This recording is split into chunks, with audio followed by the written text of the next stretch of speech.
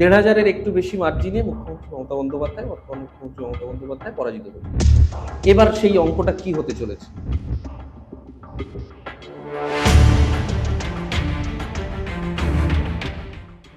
Minimum হুম, আপনি ধরে নিন হুম।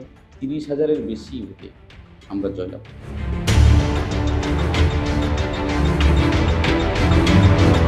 বিজেপি ছাড়লেন কেন? তাদের ল্যাঙ্গুয়েজ, তাদের ভাষা চয়ন, তাদের আচার আচরণ এত নিম্নমানে, যা সাধারণ মানুষের ওখানে থাকা সম্ভব নয়।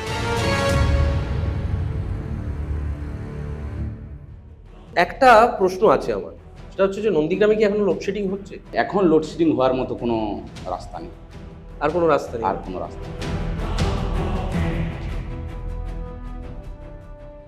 তো এই রাজনৈতিক পরিস্থিতিটা যদি একটু বলেন যে কেমন আছে নন্দীগ্রাম রাজনৈতিকভাবে? নন্দীগ্রামের মানুষ এই দীর্ঘ দিন যাবৎ ভালো নেই। এই নন্দীগ্রাম বিধানসভাতেই সর্বোচ্চ কেস এবং মিথ্যা রাজনৈতিক মামলা আছে, যার থেকে মুক্তি চাই নন্দীগ্রাম।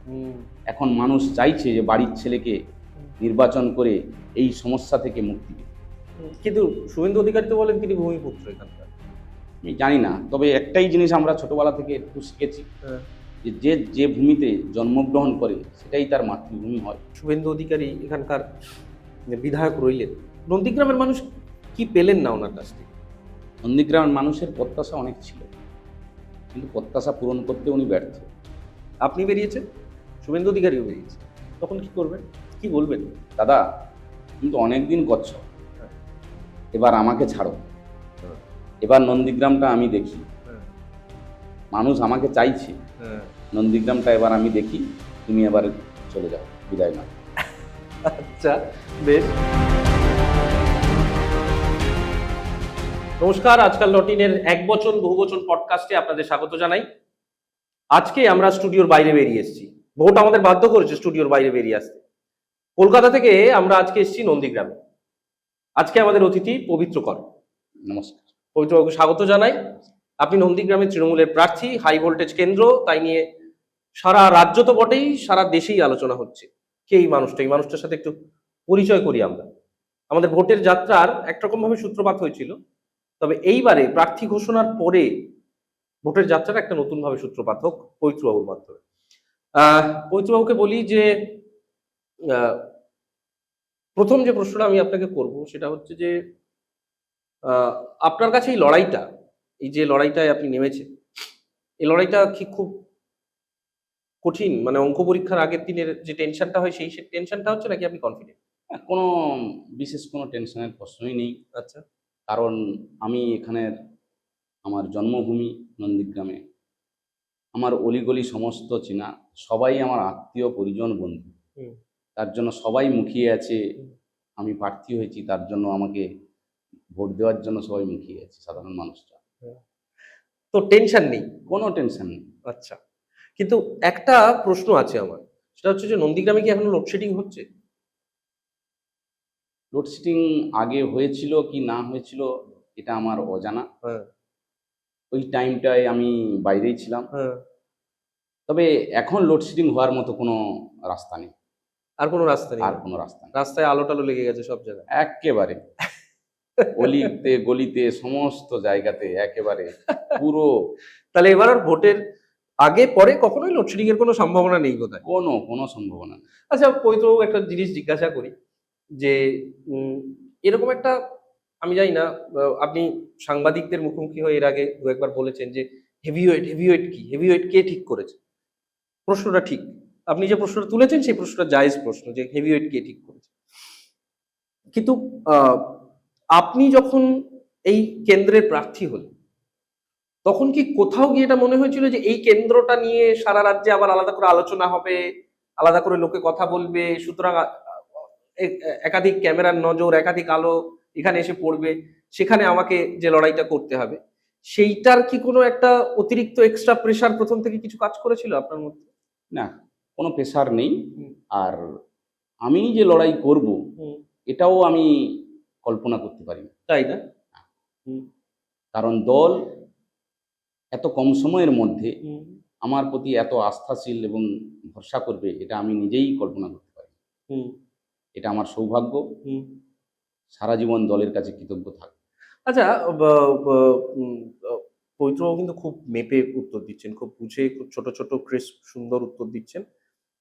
ভোট এগিয়ে এসছে বোঝা যাচ্ছে। ভোটে যারা প্রার্থী হন তারা কিন্তু ভোটের আগে খুব একটা নড়চড় করতে চান না। পবিত্রবাবু কিন্তু সেই নিয়মটা খুব মেনে চলছেন। হয়তো তিনি ভোটের ময়দানে এত কিছুর মধ্যে প্রথমবার খেলতে নামছেন এই একাদশে, কিন্তু তিনি বেশ পাকাপোক্ত খেলোয়াড়, আমরা কিন্তু প্রথম থেকেই সেটা বুঝতে পারছি। সুতরাং ইন্টারভিউটা কিন্তু একটু কঠিন হতে চলেছে আমার পক্ষে, কারণ উল্টো দিকের মানুষটা যদি অনেক কথা একসঙ্গে বলতে থাকে তাহলে আমার পক্ষে যেটা সুবিধাজনক হয়, কিন্তু যদি মেপে কথা বলে তাহলে আমার পক্ষে একটু অসুবিধাজনক হয়। ঠিক আছে, একটু খেলাটা এগোক, তাহলে আমরা বুঝতে পারবো। তো ওকে একটা অন্য প্রশ্ন করি, সেটা হচ্ছে যে আপনি একেবারে তৃণমূল স্তরে কাজ করা মানুষ, একেবারে গ্রামের মানুষের সঙ্গে কাজ করা মানুষ, সামনে থেকে প্রকাশ্যে খুব লাইমলাইটে থেকে কাজ করার থাকার লোক আপনি নন, আপনি একদম একদম তৃণমূল স্তরে কাজ করেন। তো আজকে এই মুহূর্তে দাঁড়িয়ে আপনি যদি আমাকে একটু নন্দীগ্রামের সামগ্রিক চেহারাটা কথা বলেন, যে রাজনৈতিক চেহারা, উন্নয়নের প্রশ্নেরটা আমরা পরে আসবো, একটু রাজনৈতিক চেহারাটার কথা বলেন। কারণ নন্দীগ্রাম আজীবন, মানে বিশেষত এই জমি আন্দোলনের পরবর্তী সময়ে নন্দীগ্রাম একটা ডিসাইডিং ফ্যাক্টর হয়ে দাঁড়িয়েছে বিভিন্ন সময়। তো আপনি ভূমিপুত্র হিসেবে নন্দীগ্রামের বিভিন্ন ব্লকগুলো ঘুরছেন, কথা বলছেন মানুষের সঙ্গে। তো এই রাজনৈতিক পরিস্থিতিটা যদি একটু বলেন যে কেমন আছে নন্দীগ্রাম রাজনৈতিকভাবে? রাজনৈতিকভাবে বলতে গেলে যারা রাষ্ট্রহিতের কাজ করতে চায় কিংবা রাষ্ট্র নির্মাণের কাজ করতে চায়, তারা যখনই রাজনীতিতে পদার্পণ করে তাদের একটা সুপ্ত বাসনা থাকে যে মানুষের জন্য কিছু করব। যেহেতু নন্দীগ্রামের মানুষ যারাই রাজনীতিতে পা দিয়েছে সবার এই সুপ্ত বাসনা ছিল, কিন্তু নন্দীগ্রামের মানুষ এই দীর্ঘ দিন যাবৎ ভালো নেই।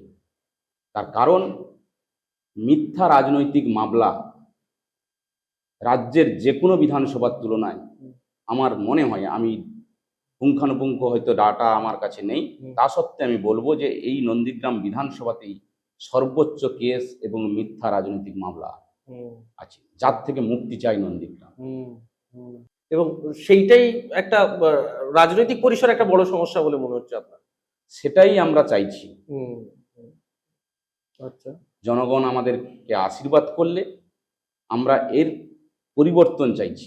আচ্ছা, সমস্ত মিথ্যা মামলার অবসান কি করে ঘটে, এটাই, এই যন্ত্রণা থেকে মুক্তি দিতে চাই নন্দীগ্রাম বিধানসভার সাধারণ মানুষ, রাজনৈতিক সচেতন মানুষ। নন্দীগ্রাম বিধানসভায় আপনি ইতিমধ্যে প্রচার কাজ শুরু করে দিয়েছেন। সাধারণ মানুষের কাছ থেকে কিরকম রিয়াকশনস পাচ্ছেন, কিরকম রেসপন্স পাচ্ছেন? সাধারণ মানুষই তো আমার ভরসা। সাধারণ মানুষ একেবারে আপ্লুত হয়ে আমার কাছে এগিয়ে আসছে। তাই?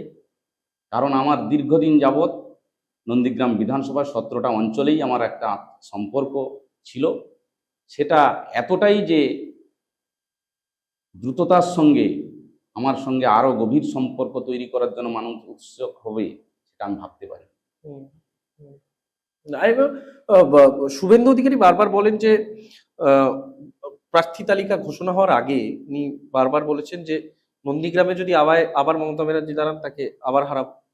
ভবানীপুরে শুভেন্দু অধিকারী নিজে প্রার্থী হয়েছেন মমতা বন্দ্যোপাধ্যায়ের বিরুদ্ধে, অথচ আপনি সম্পূর্ণ একটা অন্য চিত্রের কথা বলছেন। কিসের ভিত্তিতে বলছেন? মানে এই যে দুটো কথার দুই মেরুর কথা, এটা কিসের ভিত্তিতে আপনি পৌঁছতে পারছেন? হ্যাঁ, বলুন। উনি কি বলছে না বলছে সেটা আমার বিষয় নয়। আমি জানি আমার মাটিটা অনেক বেশি শক্ত। আচ্ছা, কিভাবে বুঝছেন সেটা? কারণ আমার রিলেশন, সম্পর্ক, সাধারণ মানুষের সঙ্গে যে আমার সম্পর্ক আছে তার উপরে ভিত্তি করে আমি জোর গলায় বলছি যে আমরা এই বিধানসভাতে বিপুল ভোটে আমরা জয়লাভ করব।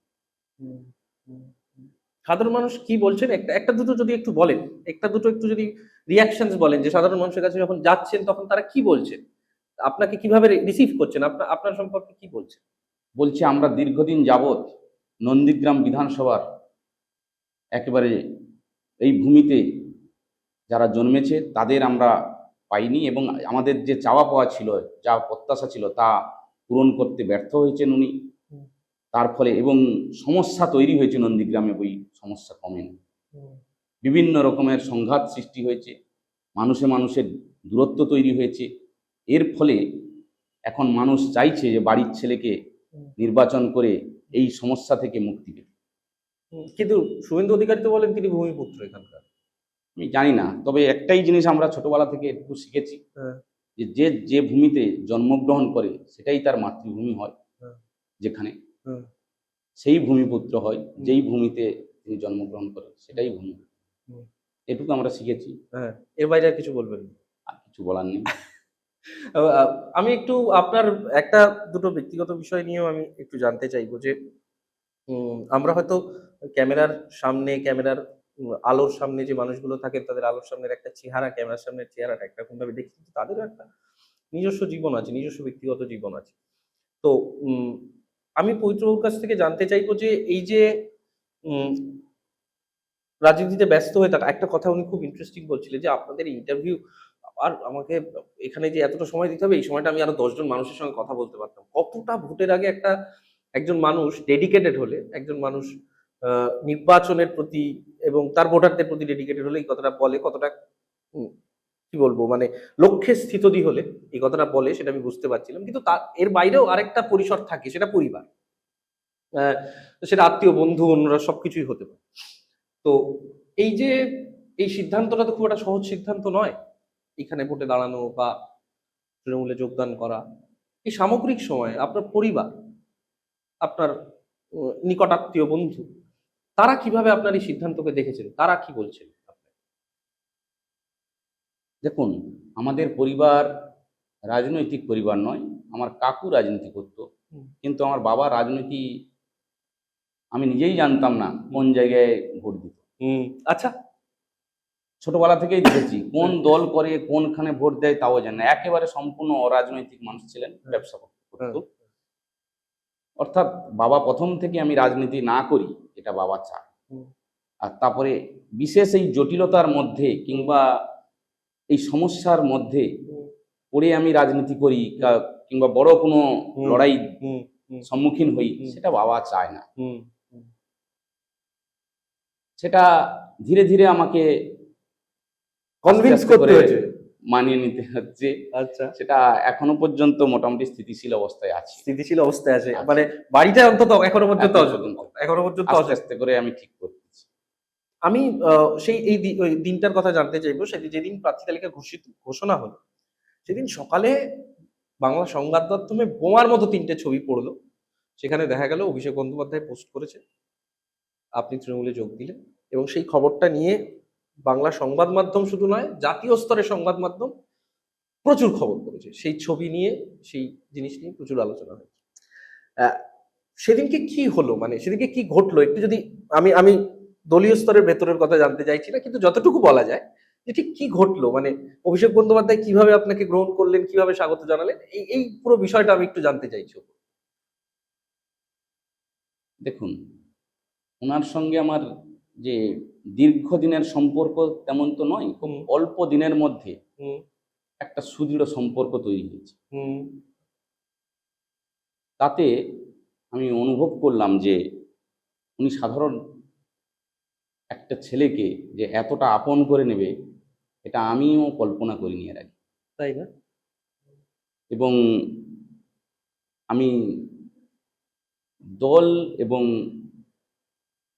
মানে সর্বভারতীয় তৃণমূল কংগ্রেসের সাধারণ সম্পাদক এবং যুব সমাজের আইকন, রাজ্যের ভবিষ্যৎ, এতটাই আপন করে ক্ষণিকের জন্য, ক্ষণিকের সময়ের মধ্যেই হুম, এতটাই আপন করে নেবে, এটা আমি ভাবতে পারি।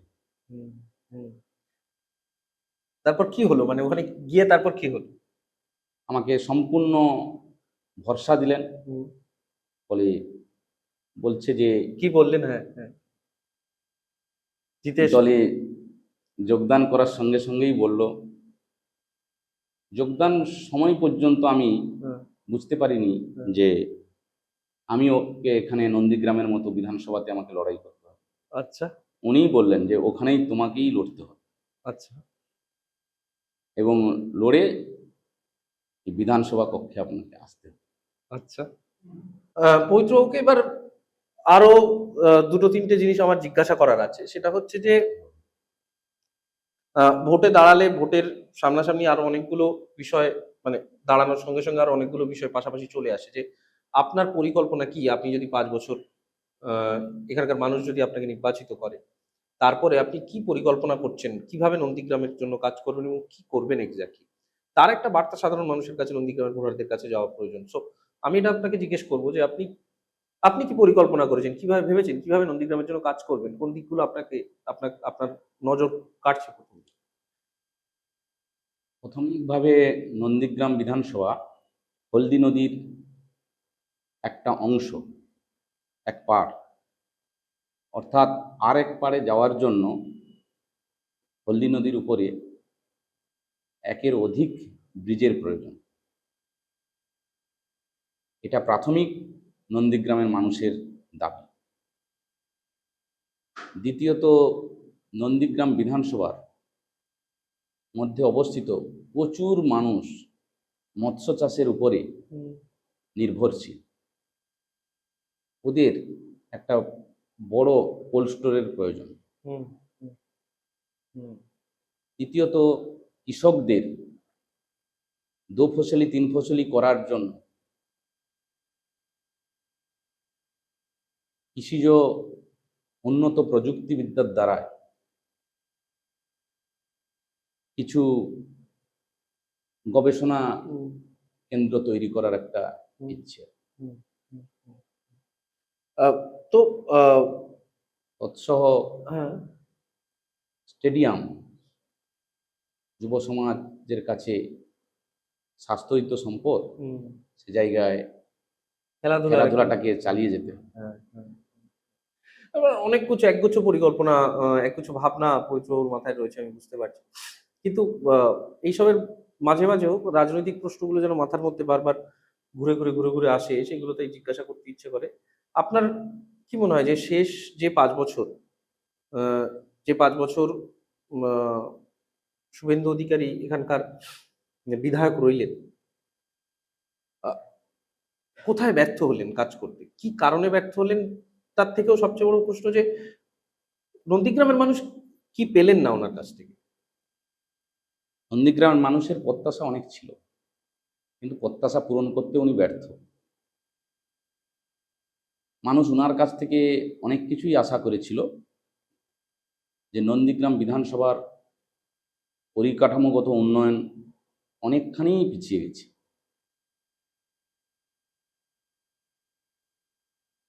যা সম্পূর্ণ করার জন্য আমাদেরকে জয়লাভ করতে হবে, এবং মানুষ সেটা চাইছে, যে নতুন কিছু, নতুন কাউকে দিয়ে এই কাজগুলো সম্পূর্ণ হবে। আচ্ছা, আমি একটু এবার অন্য প্রশ্নে আসি। প্রচুর কি খেতে ভালোবাসেন আপনি? আপনার ফুড হ্যাবিটস কি? কি খেতে ইচ্ছে করে, ভাল লাগে কি খেতে? ভোটের সময় তো খুব গরম পড়বে এখানে। আমার গ্রামের মানুষ আমরা, হ্যাঁ, সাধারণত পান্তা ভাত হলেই খুব ভালো। কাঁচা লঙ্কা, পেঁয়াজ, একটু আলু মোড়া, এই হলেই চলে যায়। এটাই আসলে অভ্যাস খাওয়ার, তাই না? সবসময় নয়, তবে বেশিরভাগ ক্ষেত্রেই সকালে হলেই কোনো অসুবিধা। তারপর সকালে মানে প্রচারের রুটিনটা কি হবে? মানে সকালে ওই পান্তা ভাতটা খেয়ে বেরিয়ে পড়া নাকি প্রচারে? তারপরেই এবার যেখানেই সাধারণ মানুষের আপ্যায়ন থাকে, সেখানে যেখানে যেরকম সেখানে সেরকম, যা বাড়িতে আর ফিরে যাওয়ার কোনো প্রশ্ন নেই। দুপুরে যে কোনো কর্মী, সাধারণ কর্মী সমর্থকদের কিংবা সাধারণ মানুষ যা দিচ্ছে তাই খেয়ে কাটিয়ে দিচ্ছে। এইখানে আমি এই অনুষ্ঠানটা যখন শুট করা হচ্ছে, তার একটু আগে আমরা এই দুপুরের খাবার সারছিলাম, সেখানে সমস্ত হোটেলেই বলা হচ্ছে যে মাছের টক। মাছের টকটা খুব এখানে জনপ্রিয় নাকি? মাছের টক তো মোটামুটি, তবে আমরা সবসময় খেতে পছন্দ করি না, বা আমার নিজের ব্যক্তিগত খুব একটা পছন্দ নয়। আচ্ছা, এখানে বোধহয় সব জায়গাতে মাছের টক ব্যাপারটা খুব জনপ্রিয়। শোল মাছের টক। আচ্ছা, বেশ। তাহলে ভোটে জেতার পর এই একটা কথা আমি পবিত্রর কাছ থেকে নিয়ে যাই, যে ভোটে জেতার পর আমরা যখন আবার এখানে আসবো, তখন আমাদের খাওয়াবেন? আমরা জিতে গেছি। ও অলরেডি জিতে গেছে? আচ্ছা, পবিত্র বলছেন অলরেডি জিতে গেছেন, এখনো নির্বাচনের মানে নোটিফিকেশন হয়নি, নোটিফিকেশন আরো কয়েকদিন বাদে হবে, নমিনেশন হবে, তারপর নির্বাচন হবে, তারপর ভোটের রেজাল্ট হবে, কিন্তু বৈত্রবাবু বলছেন উনি জিতে মানুষের গেছেন। সারাই বলতেছে আমরা অনেকখানি এগিয়ে। সুতরাং আমাদের নেমন্তন্নটা পাকা তো, 100% চৌঠামের পর আমাদের নেমন্তন্নটা এখানে অবশ্যই পাকা। আসবেন, আমি আসতেই হবে, আসলেই হবে, আসতেই হবে। আসতেই হবে। বেশ, আমি এবার একটু অন্য বিষয় নিয়ে জানতে চাইবো যে উম, আহ, সাধারণত একজন মানুষ যখন কোনো একটা সিদ্ধান্ত নেন, তার পিছনে নানা রকম কারণ, নানা রকম কার্যকারণ নির্ভর সেই সিদ্ধান্ত হয়, এবং সেই সিদ্ধান্তর যে কার্যকারণ সেটা সমস্ত অন্তত এই নির্বাচনের প্রেক্ষিতে সেই সমস্ত কথা হয়তো প্রকাশ্যে বলাও যায় না। কিন্তু আপনার সঙ্গে এতক্ষণ কথা বলে, এই যে এতক্ষণ আলোচনা করলাম, কথা বললাম, বা যতটুকু পড়েছি, শুনেছি, দেখেছি, তাতে আমার মনে হয়েছে যে আপনি একদম তৃণমূল স্তরে কাজ করা, একদম গ্রামের মানুষের সঙ্গে কাজ করা। আমি দর্শকদের এই কথাটা বলি, আমি যখন ইন্টারভিউটার জন্য প্রথম পবিত্রবাবুকে ফোন করি, পবিত্রবাবুকে আমি আগের দিন, যেদিন ঘোষণা হলো সেদিন রাত্রে দুবার ফোন করেছিলাম, উনি ব্যস্ত ছিলেন, ধরতে পারেননি। তারপরের দিন সকালবেলা আমি ভাবলাম যে উনি তো প্রচারে বেরিয়ে যাবেন, 8:30টার সময় ফোন করি, 8:30টার সময় ফোন করলাম, উনি ফোনটা ধরলেন। আমি বুঝতে পারলাম উনি গাড়িতে মুভ করছেন। ফোনটা ধরতে ধরতে বললেন যে এখন তো আমি খুব ব্যস্ত, জানি না কখন হবে, কিভাবে হবে। আমি ফোনটা ধরে থাকতে থাকতেই শুনতে পেলাম উনি গাড়ি থেকে চেঁচিয়ে একজন বলছে, কিরে লাগ, এবার কাজে লাগ তাড়াতাড়ি। একদম একদম মেদিনীপুরের একদম স্থানীয় ভাষায় একজন মানুষকে বলছে। এই যে কমিউনিকেশনটা, এই যে গ্রামের মানুষের সঙ্গে কমিউনিকেশনটা, এইটা মানে এইটা করতে করতে, এইটা এটা যখন আপনি এটা আপনার যখন অভ্যাস, সেই অভ্যাসটার মধ্যে থাকতে থাকতে তারপরে নির্বাচনের লড়াইয়ে এসে পড়া, এই অভ্যাসটা কি আপনি ন্যাচারালি, আপনার ইচ্ছে ছিল তাই ছোটবেলা থেকেই, মানে মানে যখন রাজনীতি করতে শুরু করলেন তখন থেকেই আপনার ইচ্ছা ছিল যে আমি আমি একদম তৃণমূল স্তরে কাজ করব, সংগঠনে কাজ করব? হ্যাঁ, শুনুন, আমি মূলত তো ব্যবসা করতাম, হুম, তখনও আমার ইচ্ছে ছিল মানুষের কিছু সেবা করা, হুম, গরিব মানুষের পাশে দাঁড়ানো। হুম, এটা এলাকার মানুষ সবাই জানে। হুম, যখন রাজনীতিতে হয়তো আমার হুম, একেবারে যে রাজনীতি করব এরকম মন মানসিকতা নিয়ে আমি কিন্তু হুম, তৈরি হইনি, হুম, কিন্তু একটা প্রেক্ষাপটে দাঁড়িয়ে হুম, কোনো একটা ইগোকে হাত করে হুম, আমি নির্দলে প্রথম হুম, লড়াই করি। হুম, সেখান থেকে আমার পঞ্চায়েত, হুম, হুম, তখন যাত্রা শুরু। যাত্রা শুরু। তখন শুভেন্দুবাবু তৃণমূল কংগ্রেসের হুম, মন্ত্রী, হুম, হুম, বড় বড় পদের অধিকারী। হুম, সে সময় আমি নির্দলে গ্রাম পঞ্চায়েত দখল করি, হুম, এবং সেখান থেকে আমার রাজনৈতিক শুরু। হুম, অর্থাৎ পরবর্তীকালে আমি আবার এই সুশাসনের লক্ষ্যে হুম, এবং মানুষের উন্নয়নের লক্ষ্যে হুম। তৃণমূল কংগ্রেস যোগদান করি এবং তৃণমূল কংগ্রেস করি। না আপনার এই পরবর্তীকালে আবার হুম, আমি বিজেপিতে হুম, আসি।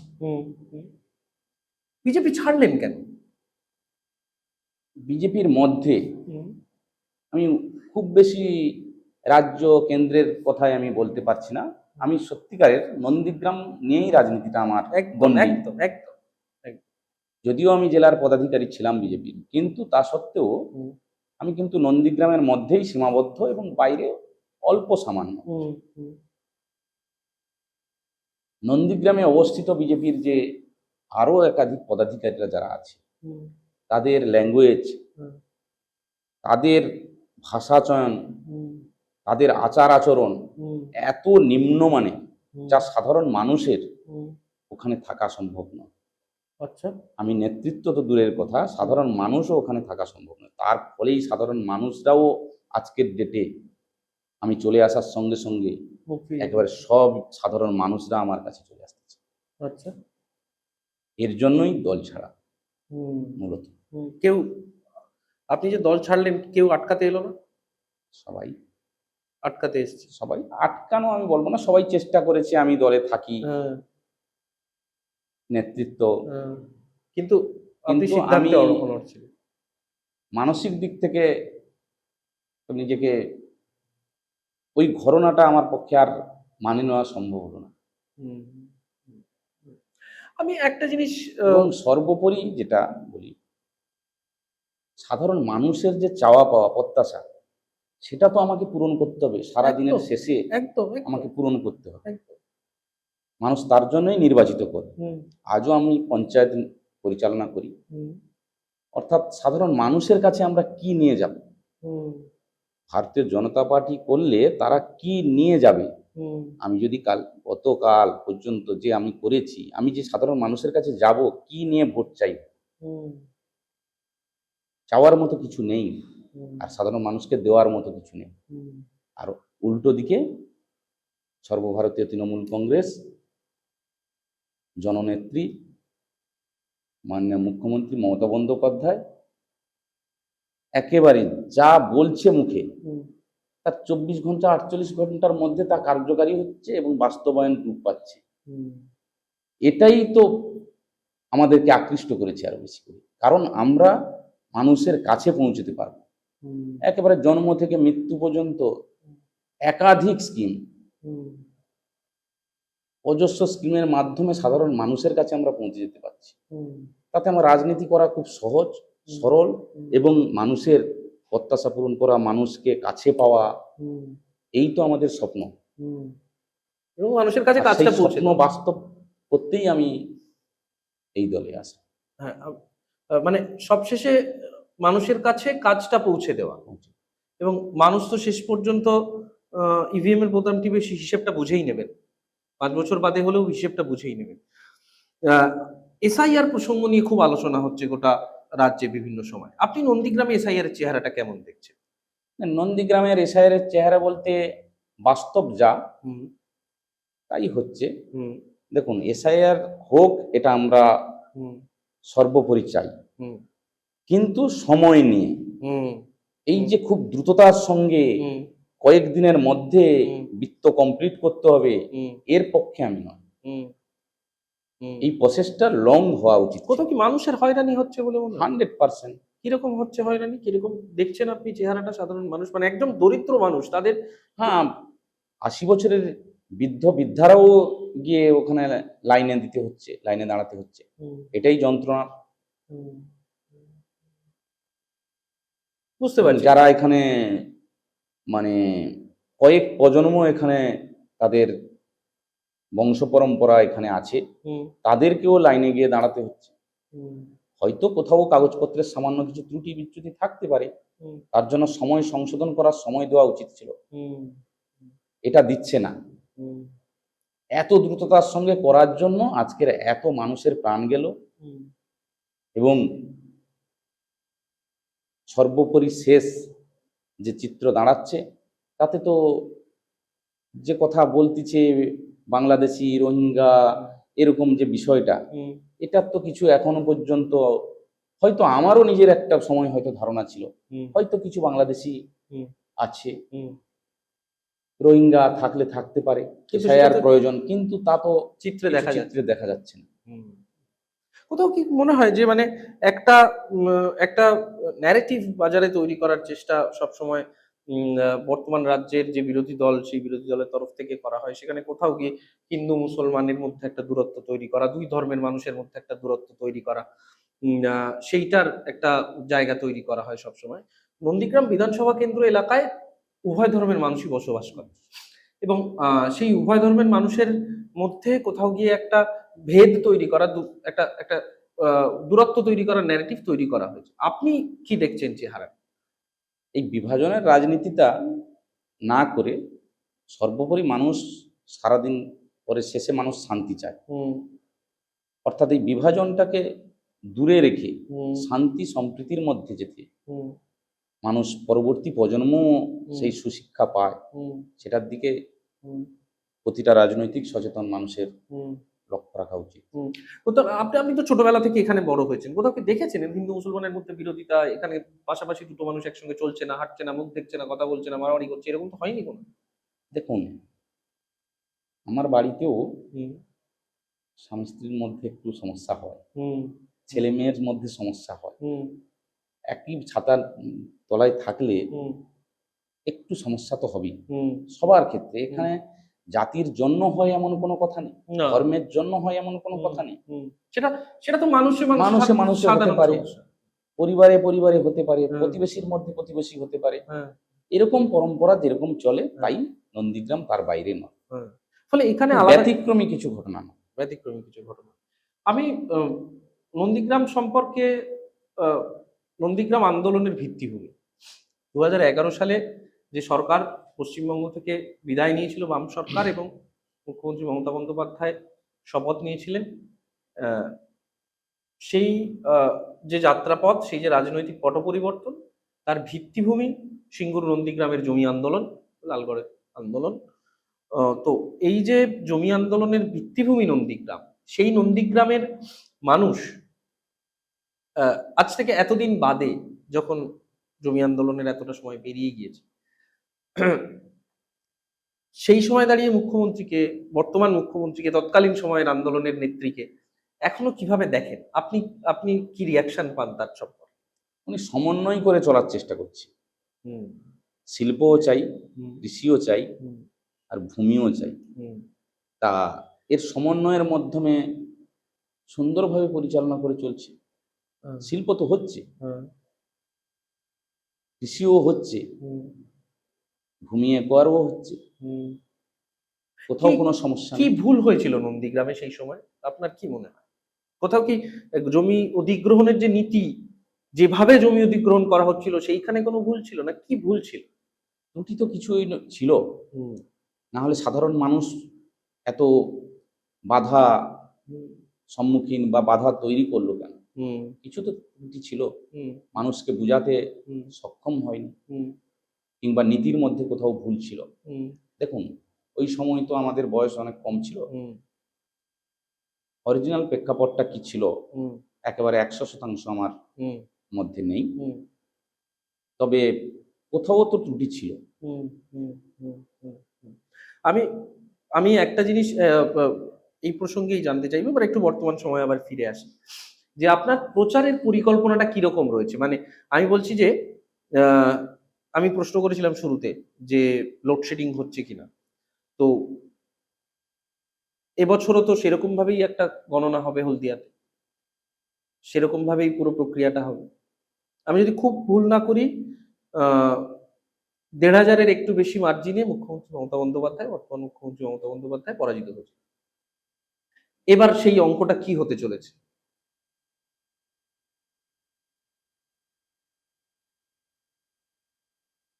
মিনিমাম আপনি ধরে নিন 30,000-এর বেশি ভোটে আমরা জয়লাভ করব, একেবারে আত্মবিশ্বাসের সঙ্গে বলছি। অন ক্যামেরা প্লিজ, মানে এমফ্যাসিস ইট, 30,000। নমিনেশন দেওয়ার আগে তৃণমূল কংগ্রেসের প্রার্থী নন্দীগ্রাম কেন্দ্রে পবিত্রবাবু বলছেন 30,000 ভোটে তিনি জয়যুক্ত হবেন। আমি কোনো এই 2,000 নয়, 4,000 নয়, 10,000 নয়, 20,000 নয়, 30,000-এর ঊর্ধ্বে। 30,000-এর ঊর্ধ্বে। আচ্ছা আচ্ছা, এরপর মানে আমাকে একটু ব্যাকফুটে যেতে হলো, আমাকে একটু প্রশ্নটা করতে গিয়ে ব্যাকফুটে যেতে হলো, যে উনি এখনই মোটামুটি বলে দিচ্ছেন কনফিডেন্টলি 30,000-এর বেশি উনি ভোটে নন্দীগ্রামে জিততে চলেছেন। উনি হাসিটা প্রমাণ করে দিচ্ছে যে তিনি যথেষ্ট কনফিডেন্ট। আমরা খুব বেশিক্ষণ আপনাকে আটকাবো না। আমি জানি প্রচারের মধ্যে আপনাকে অনেকটা সময় হয়তো আমাদেরকে দিতে হয়েছে, আমাদেরকে দিচ্ছেন আপনি। আমি শুধু শেষে 2-3টে প্রশ্ন, আমার আর শুধু খুব